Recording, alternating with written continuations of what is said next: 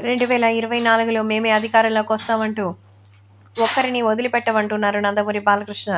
2024లో నేనే అధికారంలోకి వస్తానంటూ బాలయ్య బాబు అయితే ఫుల్ కాన్ఫిడెన్స్‌తో అయితే వెల్కమ్ చెప్పుకుంటున్నారు. ప్రస్తుతం ఎక్కడ చూసినా ఈ విషయాలే వైరల్ అవుతోంది. ఎందుకంటే ప్రస్తుతం అయితే నందమూరి బాలకృష్ణ 2024 ఎన్నికలలో మేము అధికారంలోకి వస్తామంటూ చెప్తున్నారు.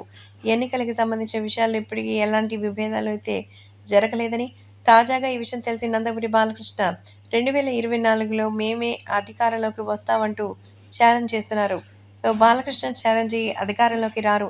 ముఖ్యంగా ఇలాంటి ఛాలెంజ్ విషయంలో కంటే రాష్ట్రానికి జరిగినటువంటి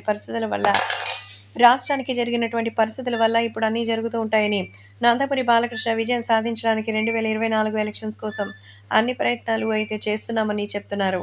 అంతేకాకుండా అధికారంలోకి ఖచ్చితంగా వస్తామని నందమూరి బాలకృష్ణ ఆనందం వ్యక్తం చేస్తున్నారట. తాజాగా వీటికి సంబంధించిన విషయాలు కూడా ఎంతో వైరల్‌గా మారుతోంది. ఏది ఏమైనా ముఖ్యంగా అభిమానులు కూడా నందమూరి బాలకృష్ణ గురించి చెప్పే విషయాలైతే ఒక్కసారిగా షాక్ అవుతున్నారు. కాబట్టి సోషల్ మీడియాలో సైతం 2024 మేలో అధికారంలోకి వస్తారా అంటూ మల్లికార్జున స్వామికి సంబంధించిన విషయాల పట్ల ఎంతో సానుకూలంగా వ్యవహరిస్తున్నారు.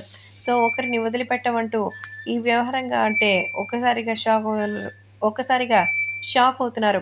బాలకృష్ణని మాత్రం ఇలా సెపరేట్ చేయడం కరెక్ట్ కాదని చెప్పినట్టుగా తెలుస్తోంది. అందుకే 2024లో మేలో అధికారం వస్తుంది కదలిరా అంటూ బాలకృష్ణ అయితే చెప్పినట్టుగా తెలుస్తోంది.